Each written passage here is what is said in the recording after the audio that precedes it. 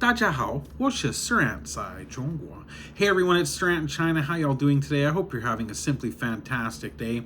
I'm having a great day over here in China, and I wanted to remind you that if you're looking for a fantastic VPN, whether you're upgrading from a VPN service that you're using now, or looking to get more security or travel to a place with restricted internet like China, or even just to get around geo-blocking so you can watch your Netflix when you're traveling or in other places, I'd like to recommend the VPN that's down below. It's called Simple Link.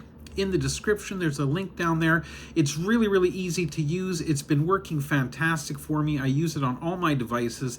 The price is fantastic, and if you happen to be here in China already, it's so easy to purchase and use this VPN because you can use WeChat or Alipay among a number of other payment options to get that service going. The prices are good, the options are great. Check it out. But anyway, let's get to today's topic, and that is tipping culture, or in the case of China, lack thereof.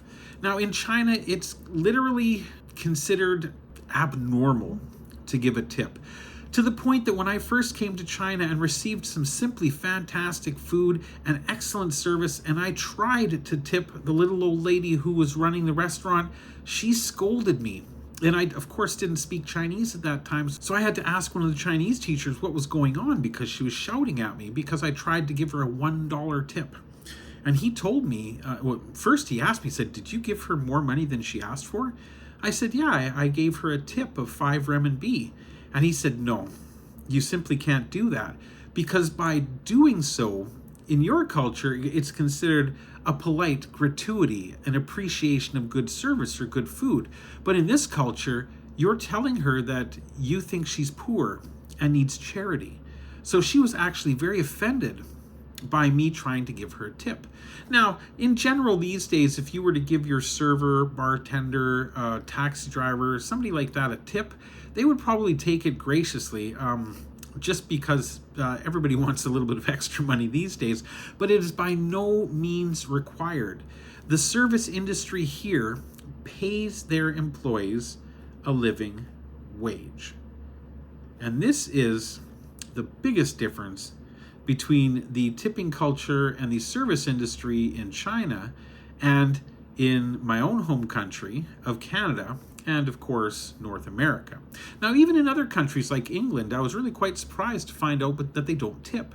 Tipping is not a normal routine, not only in China and England, but in many places around the world. However, tipping culture in North America has turned away from being a gratuity or an incentive for good service and good food, or fast service, good quality, to instead a supplement.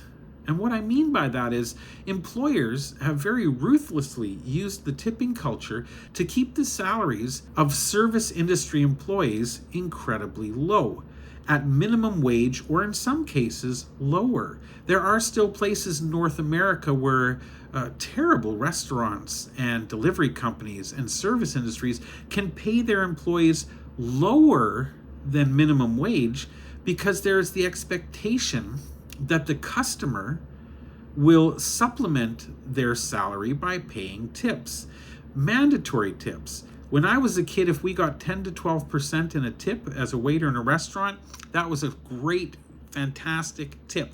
12% was excellent. Anything above that was unheard of almost. And it would go by the level of service you gave. If you really busted your balls and you got the food out to them piping hot, if you got their delivery to them in as fast a time period as possible, if the service was great, if the food was great, then they'd give you a 10 to 12% tip, and you were very thankful for it. But even if they didn't, your salary was still enough at that time to pay your bills. However, in the past 20 years, minimum wage has gone up so infrequently in such small increments that it hasn't kept up with the cost of living. Inflation is out of control. People can't afford to live on service industry salaries. So those tips could really be the difference for a lot of people working in the service industry between paying their rent, being able to go to work the next day. Especially for delivery drivers, it could be gas for their car.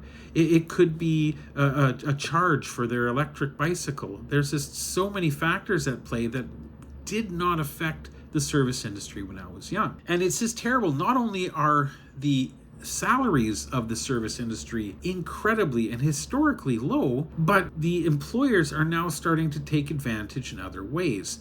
They're starting to add service charges and little hidden charges to the bills, because they figured, hey, if my waiters and waitresses and cooks and delivery drivers are going to get tips, I want a piece of that too. Now, I'm already paying them as little as possible so that my profits are through the roof, but I'm going to throw another little piece on there. So when you get your bill for $10, you're going to see $10 plus a $2, $3, or even $4 mandatory service fee.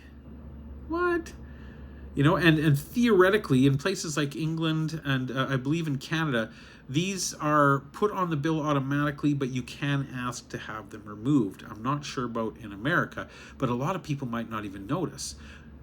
On top of that, a lot of people might say, oh, well, that's the tip then for the server, but it's not. That money goes directly to the employer. So if you don't tip that server who's making less than minimum wage, they might not be able to feed their kids tomorrow. So in reality, for a $10 bowl of noodles, you're paying $10 plus a, let's say, $3 service charge, whatever they hospitality charge or industry charge or whatever fancy name they come up with it. And then the servers these days want 15 to 20% minimum because they earn so little money. So let's say 20% on $10, that's another $2. So you're paying $15 for a $10 bowl of noodles. When in the past, if you'd have given that server a $1.50 tip on a $10 bowl of noodles, they would have been through the roof. So it's really become very cutthroat in that regard, and it's affecting the service deliverers as well. For example, take a look at this video here where this young lady believes that she's been slighted by the customer by only offering an $8 tip for what should have only been a 10-minute drive. Take a look at this. This food delivery driver is furious over the tip she got. I need to speak to you. I don't think you realize where they're coming from, so I need to speak to you. Where what's coming from? The driver who delivers for DoorDash was captured on the homeowner's Ring camera. I drove 40 minutes, and it was extremely far, and I got it to you early. So I don't think you realize where you work from. That's a 15-20-minute drive. It's not. You need to try to drive it. I just drove it. It's 40 minutes. Well, we decided to check for ourselves. The restaurant was in Comac, New York. The house was in Smithtown. According to Google Maps, that's a 5.5-mile drive and should take only 12 minutes. I think you need to adjust your tip to make it right. So, what was the tip? You gave an $8 tip. What the hell are you looking for?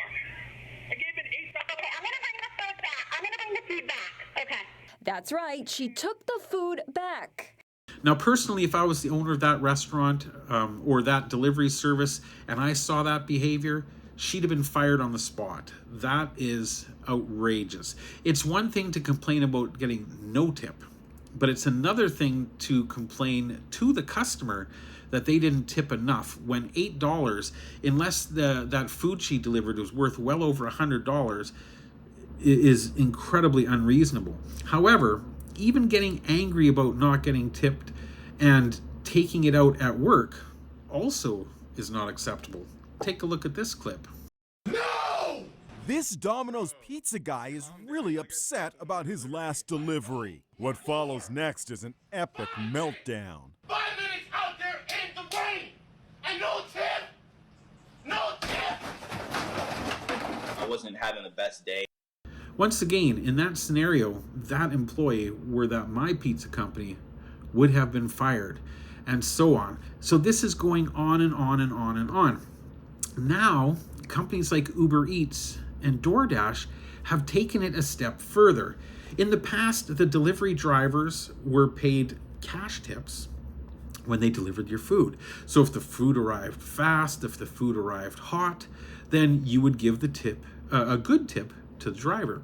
However, now companies like Uber Eats and DoorDash will inform the drivers before the delivery of how much the tip is. All right, nowadays you have to pay extra for everything like you've never had to before, including your food deliveries. DoorDash is now telling customers to either tip your driver or wait longer to get your meal. The app is testing a new pop-up warning for customers, which asks if they want to continue on an order that doesn't include a tip. DoorDash says its drivers can choose which orders they want to pick up, and they're able to see if there's a tip before they accept the order. So that means if you don't leave a tip, it may take longer for someone to actually pick up the order. The company says it pays drivers between $2 and $10 for each order, and the driver gets 100% of the tips. So if they don't feel your tip is enough, or if you just can't afford to give a tip, it's very likely that nobody's going to pick up your order, that you're not going to get your delivery. Or if you do get it, the delivery driver may have eaten some, or they may have waited till an hour later to go pick it up, stone cold when he got it. Or perhaps worse, there have been so many stories over the years of drivers spitting or worse into the customers' foods because they're pissed off. And if they know in advance how much or how little you tipped, that could really, really seriously affect the delivery quality and possibly even the food safety. So allowing the drivers to see their tips before they provide any of the service is ridiculous. And you shouldn't have to tip before the service anyway. The tip should always come after the food has been delivered, so that you have the option of giving the person a good tip for good service, or a poor tip or no tip for poor service. Now it's mandatory to give a good tip no matter what. And this is all because of these unscrupulous service industry companies that are taking advantage of their customers by forcing them to subsidize the employees' paychecks. And it's brutal, it's terrible, and it's the reason that in Canada I stopped ordering food delivery or going to restaurants, because the average $10 bowl of noodles that you would order online from Uber Eats or DoorDash, you're going to pay $10 for the noodles, $5 for the delivery fee, $3 for the service fee, and then you're going to be expected to give 20% of those three totals, not $2 on the $10 noodles, but 20% of the $18, because the other service fees are added to the bottom. So 20% of $18 is another $3.60 that you're going to be expected to pay on top of all these other service charges. It got so damn expensive that by the end of it, you were paying double what the food was actually worth. And the delivery driver was getting the smallest portion of that. Here in China, when you order a $10 bowl of noodles, the delivery driver shows up, delivers your noodles as quickly as possible because he's paid to deliver as quickly as possible. And the faster he delivers those noodles, the more orders he's going to get, the more money he's going to make, and he's going to make a livable salary. And that, my friends, is the real difference between the tipping cultures between China and Canada. So where would you rather be, a delivery driver or a waiter, a waitress, a bartender, or a person working in the service industry? In a country that pays you as little as they can legally get away with, while charging extra fees on top of that to diminish the amount of money in the customer's hands as much as possible, and leaving you with the leftovers. Keep in mind that $10 bowl of noodles now costs the customer $18, plus they've got a tip on top of that. So are they going to tip you generously, or are they going to tip you poorly? I think you might be happy to see $1 in that situation. Maybe nothing at all, because they paid so much in the other fees. Or would you rather work in a country where if you hustle, if you work hard, you're going to get more orders and more business and make more money and be able to pay your rent, feed your kids, and maybe even go to a movie and have a good time? Let me know what you think in the comments below. But hey everyone, I'm back again. Sorry for the delay in the videos, but they are going to be coming again. Perhaps 1 or 2 a week, a little diminished amount for the next little while, but I'm here, I'm back, and thank you all for your support. Don't forget to hit that subscribe button and throw me a thumbs up on the way out if you like the video, and we will see you next time.